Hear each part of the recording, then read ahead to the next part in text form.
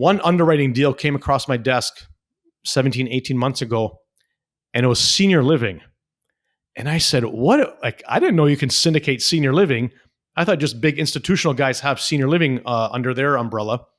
So I looked at the returns. It was like a 3.5 multiple over a 5-year hold. And I said to myself, this can't be true. Like in multifamily, you see different returns, a little bit lower. So I spent a couple weeks poking holes in this underwriting, trying to like dumb it down, trying to prove the operator, hey, you're wrong. You're missing something. I thought I was Mr. Know-It-All. I spent a week and a half, 2 weeks poking holes. I got it from a 3.5x multiple to like a 3.2.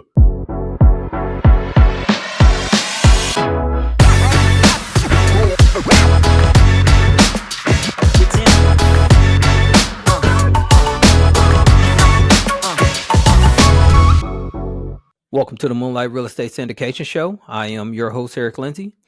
Here at Moonlight, we choose to focus on achieving financial security through real estate. And today we are here with Roberto Carbetta. Roberto is the founder of Blue Shores Capital and co-founder of Kairos Capital with over 25 years of experience across construction, finance, and real estate. He leads a $25 million portfolio of 500 plus multifamily and senior living units, helping investors generate strong returns while creating dignified, purpose-driven housing solutions. Without further ado, welcome to the show, Roberto. Awesome. Thanks, Eric. I love that intro. That was good. Yeah. Thanks for allowing me to be a guest on this show. I'm honored. Thank you. Roberto, so we go back quite a ways here. And so when I say quite a ways, maybe 2 to 3 years, but it's always been a pleasure to deal with you and have interactions with you. And I could tell from the start of the relationship when you first joined the mastermind that we're a part of, that you were going to do some great things. And that's exactly what you've done. And so I'm super excited to have you on the show and introduce you to my audience and go deeper into how you've been able to accumulate a $25 million portfolio. But before we get into those conversations, if you could share just a little bit more about yourself and also how you got started in real estate, that'd be great. Yeah, for sure. I love going deep on these topics. It helps kind of put the audience in a certain place and say, hey, I can do that. I can do this, right? It makes it a lot easier for a lot of people. So my journey started back when I was about 17 years old. I started working at a local bank up in Toronto, Canada. I was born and raised in Toronto, Canada. Worked there for a couple of years and as a teller, at the front desk.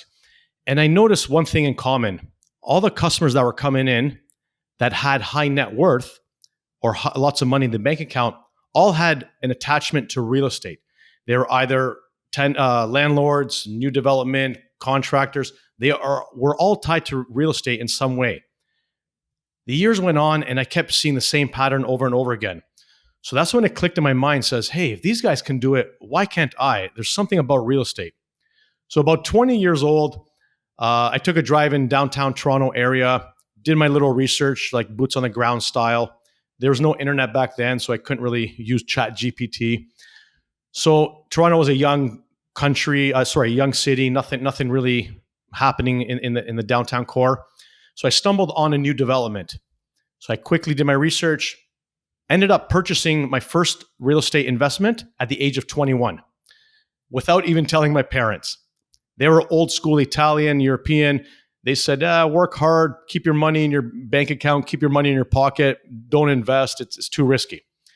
So with a lawyer I met at the bank, he said all the documents look good. I signed off, and that's where my journey in real estate started.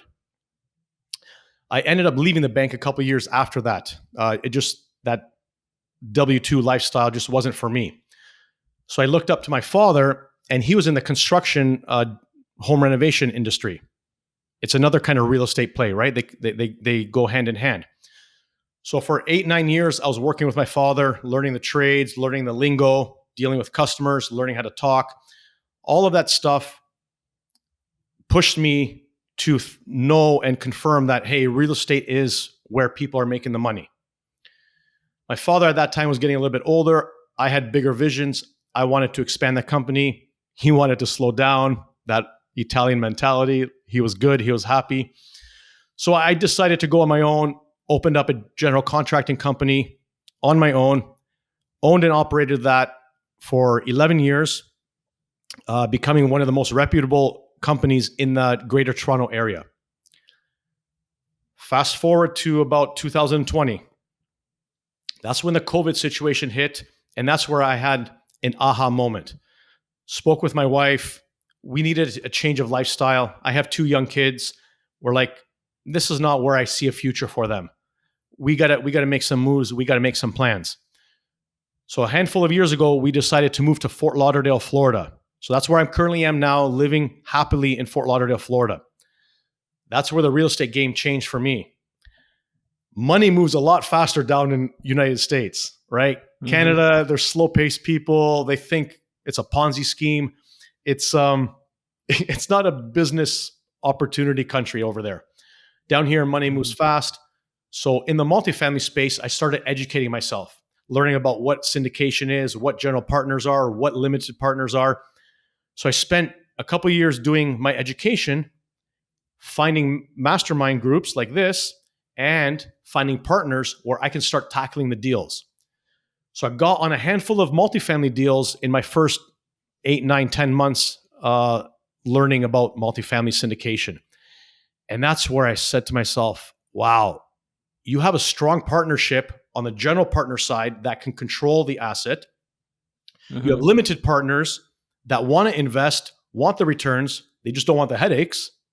It's a perfect marriage. It's like a win-win scenario on both sides. But that kept leading me down the road of what's out there. Like I know there's multifamily, there's RV parks, there's mobile homes, there's retail. You can syndicate, you can buy as a group. One underwriting deal came across my desk 17, 18 months ago, and it was senior living. And I said, what? Like, I didn't know you can syndicate senior living. I thought just big institutional guys have senior living under their umbrella. So I looked at the returns. It was like a 3.5 multiple over a 5-year hold. And I said to myself, this can't be true. Like in multifamily, you see different returns, a little bit lower. So I spent a couple weeks poking holes in this underwriting, trying to like dumb it down, trying to prove the operator, hey, you're wrong. You're missing something. I thought I was Mr. Know-It-All. I spent a week and a half, 2 weeks poking holes. I got it from a 3.5x multiple to like a 3.2. So not much difference. It was still a home run deal, really, really well structured deal, a lot of opportunity. And now from 18 months ago to today, about 90% of my focus is in the senior living space. Talking with brokers, reaching out to brokers. I underwrite my own senior living deals, putting offers, LOIs on the senior living assets. I think just on an economic basis with the huge demand coming up, that silver tsunami, they call it, the baby boomer generation, and then the lack of supply on the other end, because no one's building new development. Everyone, all the institutional money's on the sidelines. They're scared. They're worried. A lot of risk in new development. It costs $300,000 a unit to build a new development senior living facility. I'm underwriting and purchasing them as we speak for under $100,000 a unit. Nice. That's a huge gap. Right? Yeah. So to me, it's just opportunity, basic economics, supply and demand. I agree with you. And that's always what you want to evaluate as well. You want to make sure that they can't build it cheaper than what it is that you're buying it for. And with that type of margin, almost $200,000 difference, that's, like you said, it's a home run. So I've been on the sidelines just kind of looking at some of those assisted living facilities cross my desk as well, but I've been laser focused on multifamily apartments and mobile home parks, etc. But just holding a conversation with you, it's definitely piquing my interest, and that's definitely what you want. You want to have really good margins and to have a 3 anything X return is remarkable, especially in the current environment that we're in as of 2025. So I definitely think you're onto something here. Hey, Roberto, if we could go back briefly to your beginning. And so you mentioned that you started off as a a bank teller, and you saw a lot of guys that they were coming into the bank and they had really good balance sheets as far as good savings and good income coming in due to real estate. And so, how did you actually get started? What was the first step that you took? Because there's a lot of people that listen to the show. They're at that infant stage of either considering going in as an active investor or either going in as a passive investor. But what did you do to take your first step? And just kind of let's venture back briefly. Yeah, absolutely. Great question. So picture a 17-year-old boy working at the bank at the teller desk. I didn't know what money was at that point. I was just a young punk kid in high school and having fun with my buddies playing soccer. I was a good soccer player. No one talked to me about money. My parents were Italian immigrants that my father worked 7 days a week in that construction company. He was a great father. He was there for us. He was very united as a family. It's just all he knew and all he came to that country is to work, right? There was no let's invest here, let's buy a rental unit, let's put money in the stock market, let's buy gold. There was none of that. So I didn't have that education behind me when I was initially at the bank. But being in the bank and being in that environment allowed me to see kind of what's going on, what that real world looks like, right? So if these investors are on the sidelines of just investing, listening to podcasts like this starts putting them in familiar spaces. They start hearing familiar language. They start feeling a sense of comfort. And it's initially up to them to take that leap into their investment, but it's up to us to educate them. So I looked at those customers that were coming into the bank. Inadvertently, they were educating me. They were showing me that those rent deposits every month. I got access, obviously, to their accounts on the other side of the desk. So I saw whatever, 1 million, 2 million, 3 million, and I saw what their job title was, what they were attached to, how many companies they have. So they were educating me and opened my eyes, and it was up to me to take that leap of faith to go out, drive around, look for some opportunities, and put pen to paper. The hardest deal I did in my life, so I have 10 single-family residents. Well, I sold off 2, but I had up to 10 single-family residents, all on my own. I just buy them, wait for appreciation, refinance, buy another one, both go up in appreciation, and repeat. The hardest deal for me after 500 units that I have was the first one, putting that pen to paper. Everything after that is knowledge and a couple extra zeros. That's all it is. So people have to understand the community that they're in. So it sounds like you started with education and then also just by observing. So you were watching your surroundings, you were paying attention to opportunities as they were presenting themselves. And that's what a great investor does. You pay attention to opportunities as it cross your desk, as things are occurring. And the more that you look around and you keep your eyes open and look for great deals, a lot of times the luckier you get. It's like that old cliche they say, the harder I work, the luckier I get. Is that really luck or is it the hard work? Of course it's the hard work, but you, through knowledge, your eyes become enlightened and you become much more educated and aware of things that are passing your desk. And so that's great. Yeah. And so you began to scale. You bought your first property. It was a single family residential. You used your active income as a general contractor. It sounds like you took over your dad's business. How were you navigating investing while operating an active business at the same time? How were you able to accomplish that? Simple word, grinding. It's how bad do you want that thing in front of you? How bad do you want it? How much are you going to try to get it? So I knew, so after leaving the bank, you said I was working with my father. I knew I had to wake up at 6 a.m., be on the job site at 6:30, and I knew we weren't coming home anytime before 6 p.m. So there were 12-hour days. So my time there was locked and loaded. I couldn't say, hey, Dad, I'm leaving to go look at a multifamily deal, or I'm looking at a single family down the road. No. We're working. We got stuff to do, right? So it's on the weekends, on after hours of my father's company, is doing that research, learning that knowledge. When I bought my first one at age 21, I said I wanted 7 by the age 30. I hit 6 by the age of 30. I was one short, but I was still satisfied. Those 6 didn't come in the last year, and it didn't come in the first year. It's an accumulation over the years. So my target was 1 every 18 months. And that's how I think in general how successful people are in business and investing. You got to set your goals.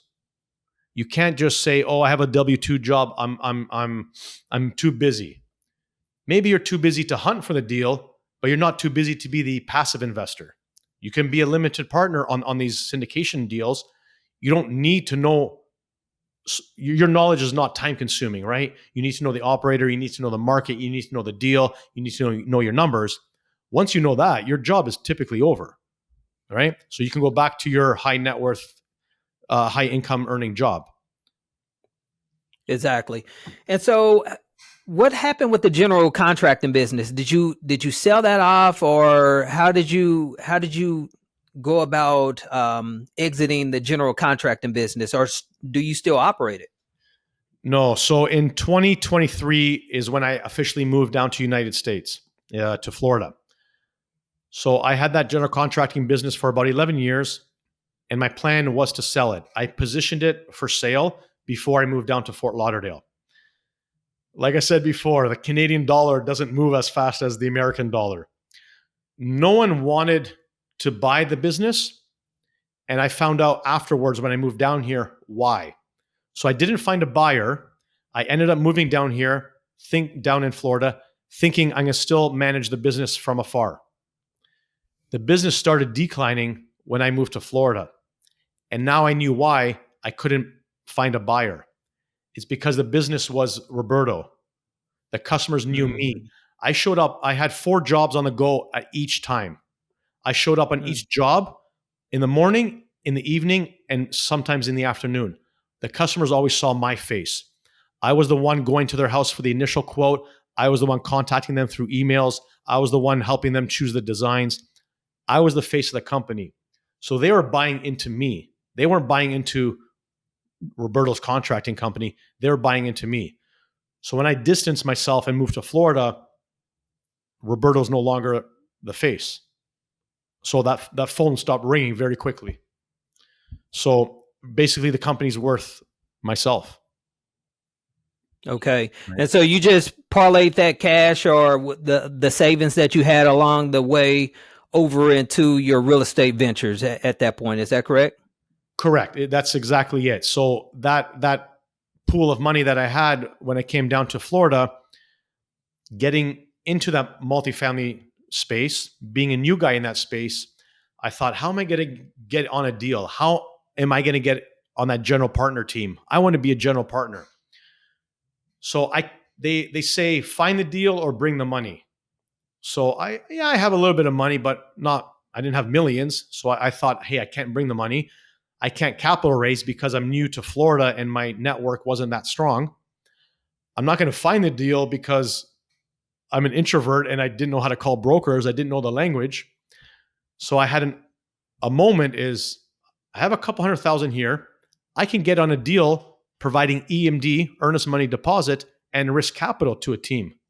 So here's $200,000, $100,000, $150,000, whatever they need for me to get on that team. Once I'm on that team, now I'm starting to educate myself again, starting to learn how the main operators talk, how they look for property management companies, how they look for capital raisers, what they use for their pitch deck. All of that stuff is getting absorbed in my brain. The first 3 deals I was on was just only providing EMD and risk capital. But all the knowledge I got from that just blew me up after that. All my past deals since the first 3, now I'm starting to be more relevant on that general partner team, right? More decision making. I'm finding the deals now. I'm calling the brokers. I'm underwriting the deals. I'm building the team. I'm putting them team together, calling my main guys. That's how you educate yourself. You're not going to be a main general partner on day one. You got to get in a team that's trustworthy, that has a reputation, that has a track record, and learn off them. I agree with you. And so you're definitely not going to be the top guy or the lead guy, and neither should you want to be. If you're just getting started, you definitely don't want to be steering the ship because you just don't have the know-how or either the experience to be able to lead things and make sure that the business plan and that the investment is going to stay on the rails. So, yeah, you definitely want to sit back and learn and observe as much as you can to get educated so that you can eventually be that lead sponsor or that lead GP. Yeah. You mentioned that you jumped into the space in the risk capital bucket. So share a little bit about that. So the risk capital, for those that may not understand that, is people that will put up like earnest money deposits or different things for third-party reports, etc., is usually on the front end of things of the transaction when a property is under contract. If you can, just share a little bit of what made you choose being the at-risk person on the front end. My risk appetite. So being a provider of earnest money and risk capital at the front end, you're providing hundreds of thousands of dollars to the deal, to a team, without any real collateral, because you don't have that asset yet under your name or under the general partner's name. The asset's still in the seller's name. You still have that 30, 60, 90-day due diligence period that you have to go through. So when I'm giving my money away, that $200,000 check that I'm writing, it sits in escrow for a while, for a couple months. It might go hard, officially go into the seller's hand after 60 days. So we have 60 days to kind of go through the files and see if this deal is worthy of pursuing and moving forward with. But like, it's one of the most important parts of the puzzle, because you need risk capital to move forward. You got to pay the legal fee. You got to pay the environmental inspections. You got to pay the market surveying. You got to pay the building inspector. You need all of that during that due diligence period for your knowledge to be able to make a decision whether we're moving forward or not. And once that money's spent, it's gone. You can't call the building inspector, say, hey, we didn't close that deal. Can you give me my money back? No, he did his job. He gets paid. So that, whatever, $100,000 might be gone. The EMD isn't officially gone until that 60-day period when money is considered hard. So it's not meant for everyone, right? It's not meant for everyone just to jump in and say, yeah, I got money, I'm going to be an EMD provider. No, there's a risk component to it, right? So you gotta get your legal documents straight. Like I have 4 pages of legal documents. You got to get your numbers straight. You got to know the operators. You got to know the deal. You got to know the market. You got to know if capital is coming in, because capital has to come in for you to close a deal. And then that's when you get your money back. When the deal closes in 90 days, on the settlement day, on that final day of closing, you get that earnest money deposit back. So that's one of the benefits of that at-risk capital, is that you may park that cash for 30, 60, 90 days. Most likely it's going to be 60, 90 days. If you have to extend closing, it could be longer, but you get that cash back after you close. If everything goes right, kind of like what you were saying there, and you have to have a strong appetite for either risk, or you have to have a strong appetite or a solid knowledge base of, just as you said, the operators, the property, etc. And so you don't want to take that lightly, because people can lose cash. And so it's just like anything else. An investment always has its fair share of risk. So Roberto, I knew of you being an earnest money deposit or at-risk capital guy. And due to us having a relationship, I always kind of kept you in the back of my mind. But yeah, that's great. Everything has worked out well for you. So if we could turn the page, let's concentrate on today. And so you're 100% or 90% locked into the assisted living facility market. Just kind of give some detail about your business, how you structure your day-to-day activities, and what makes you go after the assisted living facility market or asset class. Yeah. So what made me go after this asset class was that initial day when that underwriting came across my desk, and those numbers were just mind blowing, right? Because it's not every day that syndicators like you and I see those numbers. So it made me dive deeper into the market research of that asset class, right? Like, why are these numbers this high or this amount? So the market research on a high level, what I've come up with is you have that baby boomer generation coming up that has money because their income and housing has appreciated, their investments have appreciated. They have the money to pay for the care. They need care at one point, whether they're 65, 75, 85, they need care. So people are living longer, which means they need care at a certain point. And if it's not just for the care aspect, it's a sense of community, a sense of belonging. So we have a handful of senior living facilities that we own and operate right now. Not a lot of residents are there because they need care or they need medication. Some of them are just there for a sense of community. They want to hang out with Deborah down the hallway. They want to hang out with Tracy or Michael. Like, they want to do something every day. They want a reason to wake up.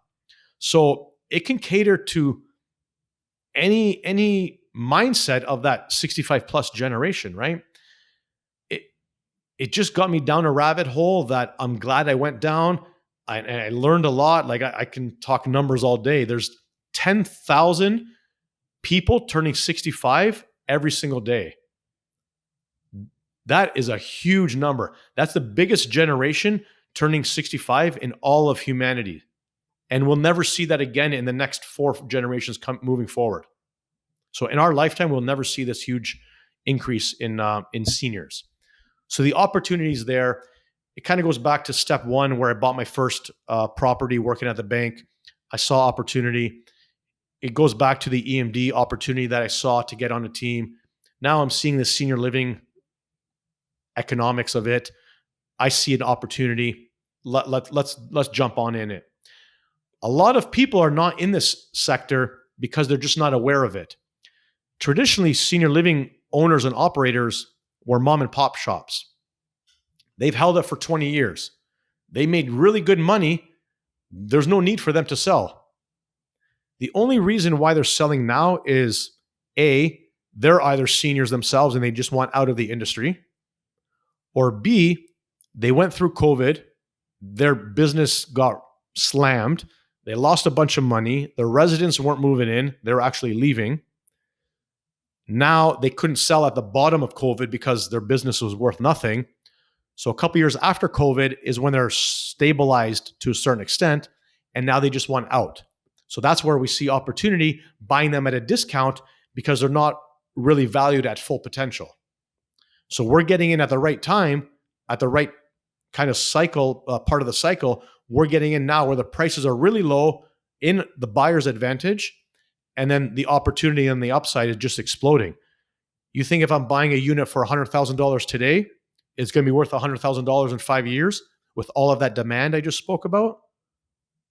If new construction is $300,000, I got to sell that thing for close to $300,000 in 5 years, right? It's nice. Opportunity, man. It's all opportunity. What's the safeguard that you guys have in place if we do experience another COVID? I mean, of course, we're much more seasoned, much more knowledgeable about how to handle those type of situations, because that was, that was a really unique point in time in the world, and we're much more prepared for that now. So it won't be such a bad experience going in, but what is the safeguard that's in place? Yeah, and as a team, we talk about this once in a while. It's not a hot topic, but we have had these discussions because you just never know, right? One thing that we say is, what's the probability of that COVID situation affecting senior living facilities again, like in our lifetime? What's that probability? To me, it's very low. Then we say, okay, if it does happen, we're prepared because now they're starting to mandate these facilities have at least portable generators. So to keep the facilities up and running. So that is a kind of a safe haven of families not pulling their loved ones out, right? Is keeping the air, the climate, I don't know how you say it, like normalized, right? So then you don't have these sick residents leaving, right? The HVAC systems are operating properly. So a lot of patients left because the air quality inside of these buildings was poor. So now there's measures in place that you can make it a safe place within that facility, within that area, right? I don't foresee a major incident happening like this again. To me, it's once in a lifetime. Yeah, I'm in agreement with you. And then on top of it, as I mentioned a little bit earlier, is we're well prepared. When that took place with COVID, no one was aware of the measures. We didn't know about the social distance, none of those type of things. I think the closest event that took place to COVID took place back in 1918. And so with us being well versed in how to handle those type of measures, even if it did occur, we wouldn't be down and be impacted even close to the amount that COVID impacted the world. So I think it's a really great asset class. So, hey, Roberto, if we could, I know that I shared with you prior to going live, share a recent transaction that you've been a part of with the assisted living facilities. Just kind of give us some general details, how you guys went about locating it, how you went about funding it, how the business plan has been executed since you guys closed on it. Give us some high level details. Yeah. So I'll talk about my first senior living deal that I ended up closing. It's in Georgia, about an hour and a half west of Savannah. So Savannah, Georgia, on the west side. It's in a tertiary market. So with senior living, it's not really downtown core major MSA market specific. You can get into secondary markets and tertiary markets because your client base, your residents are not necessarily stuck in that market. Like your residents are not going to be living in that neighborhood. Your radius of your residence is much larger. So if you're in a secondary market, you can maybe touch a major MSA and then attract them to your facility. So we were happy with the market. We did our market research. I actually flew down to that market and looked at it.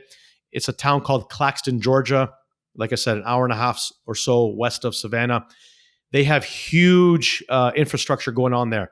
Hyundai is building a major EV battery facility about 20 minutes east of our location that's employing 5,500 jobs. All the micro suppliers that are setting up shop around that Hyundai facility, they're employing $8,500 jobs collectively. So that's a huge market driver just for the multifamily side. So when we saw the senior living opportunity, we jumped on it. So it came about. It's a 20-year-old ownership, married lady, but it was only herself running the operations of the senior living facility that we are about to purchase. She was just tired. She wanted out. She was from that same small town. She lived like 3 or 4 streets away. She just wanted to spend time with her family. Her daughter was having a baby. She wanted to live her grandmother life. She just wanted out. So that means good price point for us, right? We negotiated a good price. Her rents were about $2,200, $2,400 average per month, which in the senior living space is extremely low. During our market research, the competitors down the street recently bought a facility and they're charging $3,200 a month. So that's almost like a, I don't know, $800 gap in below market rents. So right there, boom, opportunity that we see. We can come in day one and increase rents to market rents by $800. That's a huge increase in NOI. So when we're doing our pro forma, we take that in consideration as our business plan. And then we bought it for $2.5 million. We had a couple $100,000 in seller financing. There's not much capex that we needed to do. The facilities were newly renovated under her watch. New bathrooms, new flooring, new paint. So just a little minor landscaping and interior renovations. So not a lot of capex budget. So our capital raise was $750,000, plus that couple $100,000 in seller financing. We got a lender to like the deal and lend us 70% loan to value. We closed it in our 90-day period. Our pro forma in year one was to hit $3,200 in rent average. We've had this property for just under a year, and the residents that are moving in now are paying $4,250. Wow. That is almost double from what she was charging. Wow. To me, this is like proof in the pudding. If that can happen in a tertiary market in Georgia, why can't it happen in another market, a secondary market, Orlando, Tampa, Sarasota? Why can't it happen in a larger market? $4,200, that's rocking our numbers out of the water. I'm going to tell you a downside story on this asset. The negative side of senior living is staffing. Our issue now is finding qualified staff members. We're short a cook. We're short two resident care admins. We're short a marketing girl. We can't find anyone because no one wants to work. Well, not no one wants to work, but it's hard to find people that want to work in this industry, especially in a tertiary market. So that was a downside of being in a tertiary market where I guess as a team, we didn't take that in consideration about the staffing issue. We knew there's a high turnover, but we just thought, hey, we'll offer another $1 or $2 more an hour. But it doesn't really attract them. It's people that work in this industry are passionate. They don't care if they're getting $15 an hour or $25 an hour. They're going to do the same work because they're in the industry for passion, right? They want to help the elderly. So to entice these new workers by $2 more an hour, I see it firsthand. It's not working. So what's the workaround? How are you guys pulling it off then? Are you just like paying the existing people a little bit more to put in more hours, or how are you guys solving this specific problem there? Most of it is overtime. We have to offer overtime. And luckily we've partnered with two team members that are boots on the ground. So her and her husband have stepped in and started helping out, like, not with a resident care, but with cooking and kind of housekeeping and cleaning and cutting the grass, maintenance. They've stepped in a big way. So that's helping us at the moment. And this has just happened recently in the past month, maybe 40 days. It's not an ongoing thing. Once we're in over that transition period of finding new staff, then it's kind of smooth sailing again, right? It's just that tertiary market play that's making it a little bit tough, I think, right? Yeah. But we're still hitting those numbers. We're still hitting those rents that we anticipated in year 4 or 5. We're hitting them in year 1. Our multiple was a 3.4x multiple, so we're hitting those as of year 1, and the IRR is 35%. So wow. to me, that's huge returns, and we're on track. So all that negative kind of stuff that I said, we're still on track. It's not affecting the bottom line yet. And then you've got the exit card that you can play as well. You could bring it to market, especially, I don't know how long the business plan is, if that's a strategy that you guys could implement, is to bring it to market, exit out of it, because that's a pretty good bump. You guys picked it up at $2,200 per month, and it's up to $4,200. Yeah, man, that's significant growth. Yeah, that's significant growth. So I don't know if you guys would think of taking it to market just to exit out of it because of some of the trouble, but that could very well be an option. Let me ask you a question as well, though. What's the population of this location? 12,000 people. Wow. Not big. It's not your traditional multifamily market that you look at. Like, I would never look in tertiary markets this size for multifamily. Mm-hmm. That's just not on my buy box. But like I said, if tertiary market in senior living, it's a little bit different because you have a larger radius of people to pool in, right? Residents might live an hour away from the facility. They're not driving there every day. They just come in for the day one and then they're kind of there essentially till end of life. Their family will commute half an hour, 45 minutes to go see them that one time a week. So there's no real distance that we're worried about. So we're in a tertiary market. Our pool of residents are an hour and a half, an hour away. It's not a bad situation to be in the senior living space. Okay. Yeah. Hey, one last question regarding senior living. How do you go about underwriting it? What are the nuances? Because typically within multifamily apartments, we go with the rule of thumb, the 50% expense ratio rule. What are some of the nuances if someone is interested in underwriting senior living? What should they go after when they're analyzing the deal? Yeah, so it's a lot different than underwriting a multifamily property.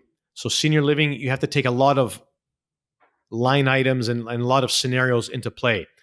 So with senior living, you can essentially have more beds than units. Some units can be doubled up. So you can have 100-unit facility, but 120 bed license. So you'll have 10 rooms that are doubled up, which is fine. It's part of our business plan also.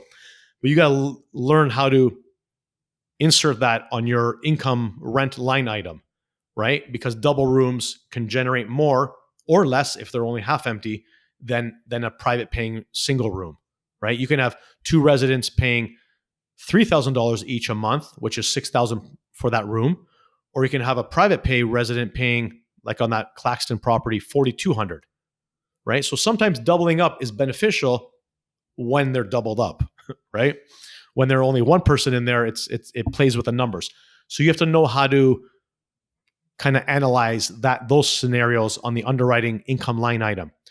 On the expense side, there's a lot more line items that you have to take in consideration. So now you have staffing, now you have activities. Your advertising budget is a lot higher, right? Because you have to market to a larger audience. You have housekeeping, you have food, you have cooks on staff. You're running a business within a real estate facility, right? So our expense ratios on average are hitting 72% expense ratio. With multifamily, you're at about 50%, maybe 55 at the high side. So our expense ratios are a lot higher because of the staffing and the food.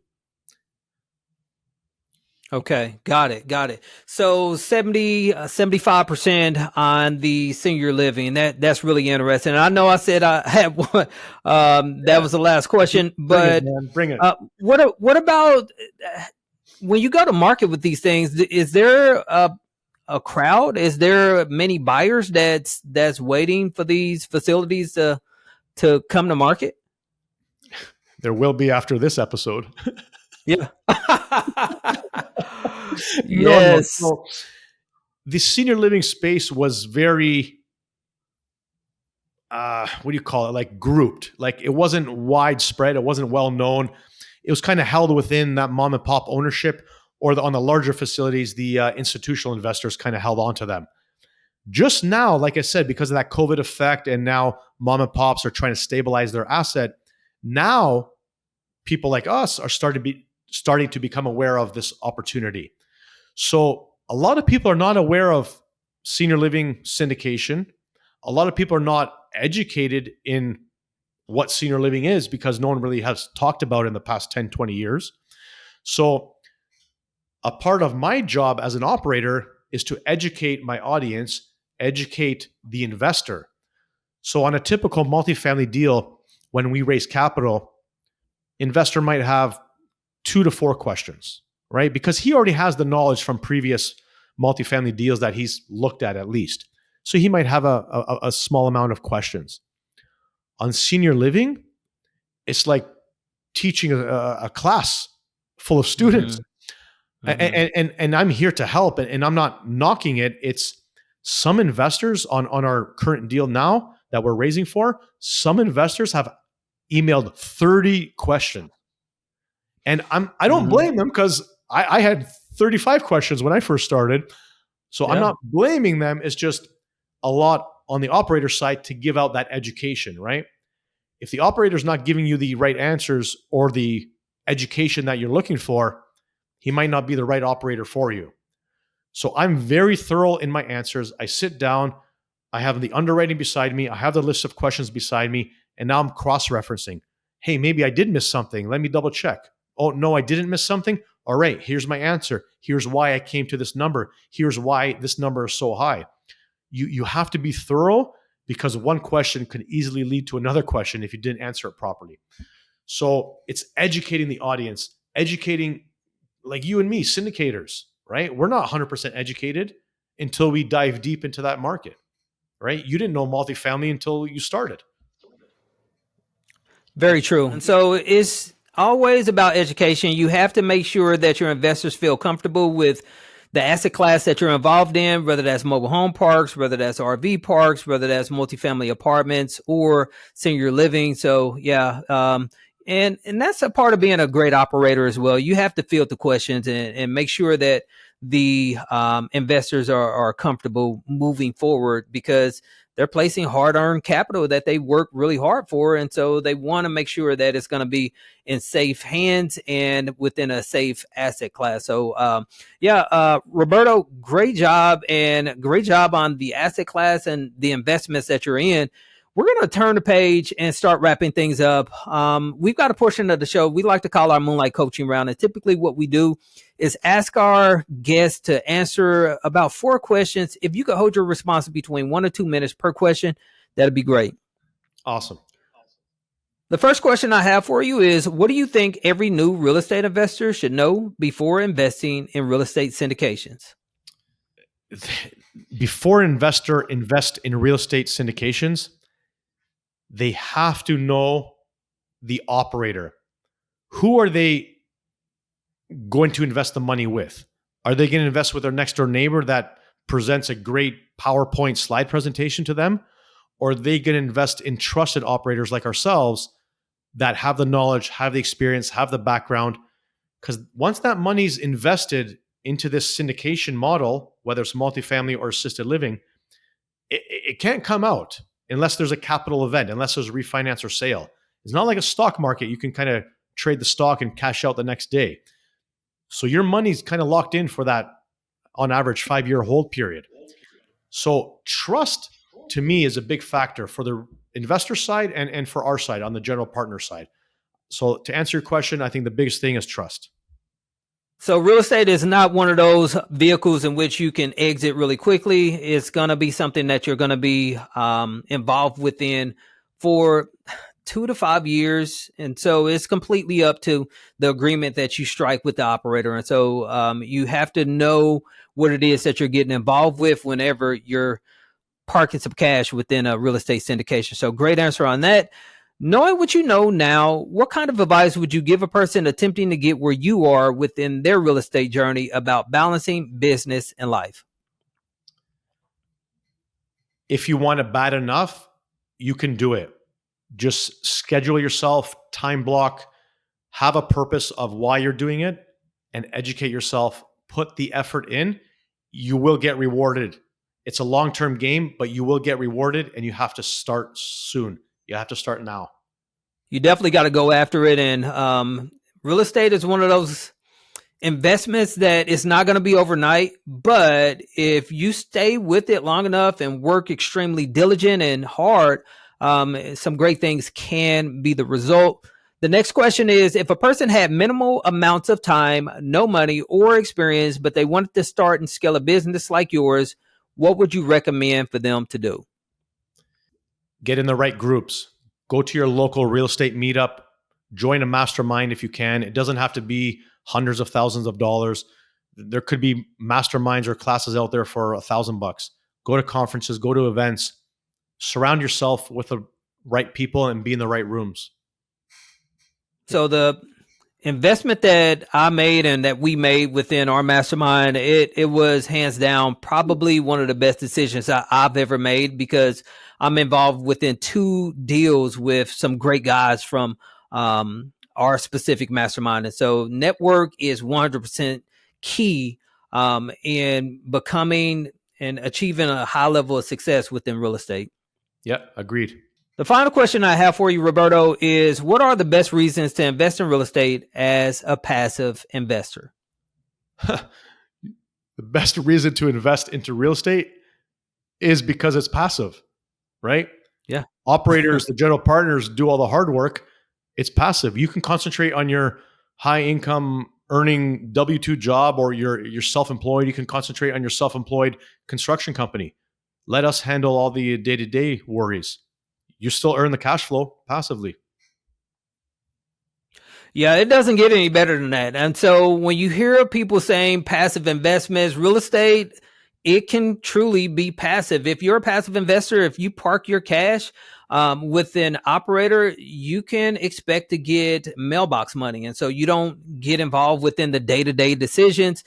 I would highly recommend that you do your diligence up front. Make sure you're getting involved with a solid company or a solid investor, but all the day-to-day interactions, it's just not necessary. You've got a quality operator that's leading the investment. And so it truly is and can be a passive investment. Roberto, we're going to wrap things up. But before we do, if you could share a great personal development book or a great business book with the Moonlight audience, that'd be excellent. All right, look at my screen, guys. Buy Back Your Time. Dan Martell is the author. I never really heard of him until late last year, late 2024. It's one of those things that just pop up on your social media feed. Buy Back Your Time was a must read. I ordered it. I read it in January of 2025, and it changed my game. It got me to look at business, not just real estate, because he's not a real estate investor. He's more of a business mindset guy. He got me looking at business in a different light. It's a team sport, and you can't do it on your own. So he teaches you how to delegate, how to find a more knowledgeable person than you to take on the marketing role, to take on the administration role, to take on the whatever CEO roles. Find that person that fits that need and partner with them. You can still be on top, but you still need these guys to be working with you and for you and being your partners. It pushed me to have a routine. It pushed me to be more active on social media. It pushed me to hold myself accountable. So I have a checklist now, a daily checklist I run through, has 6 items on that checklist that, hey, I have to hit these items every day for me to be successful, right? Holds me accountable. So accountability, business mindset, partnering, delegating, it's all in that book. So hosting these podcasts, you hear a lot of different book requests or book suggestions.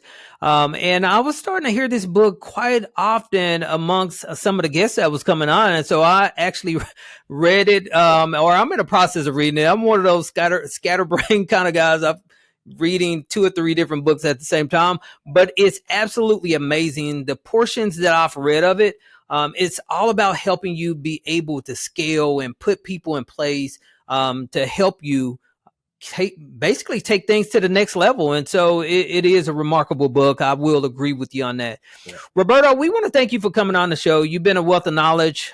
You shared a lot of really detailed information all the way back from your early beginnings as a bank teller and how you were able to buy property even while working a full-time job, and how you scaled up into multifamily syndications, working and buying assisted living facilities and senior living now. And so it's been an interesting show, to say the least. If someone listening decided that they wanted to reach out to you and connect and learn a little bit more about you, what would be the best way for them to be able to do so? Hey, because of that book, I'm all over social media lately. So follow me on Instagram, roberto.carbetta. That's my Instagram handle. Look at my website. You can download a free ebook, www.blueshorescapital.com.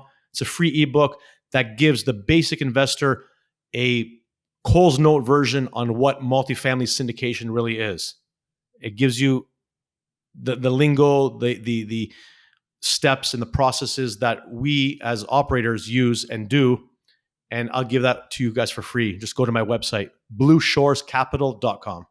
Hey guys, definitely reach out to Roberto. He's a great guy. I personally can vouch for him. I've been knowing him probably for somewhere close to about 2 to 3 years, and it's always been an excellent experience holding conversations and just being in his presence. So yeah, he's just a really good guy. Roberto, once again, thanks for coming on the show. We would love to have you back anytime. Appreciate it, Eric. I am very, very honored to be here. I appreciate the invite. Thank you so much, man. We'll talk.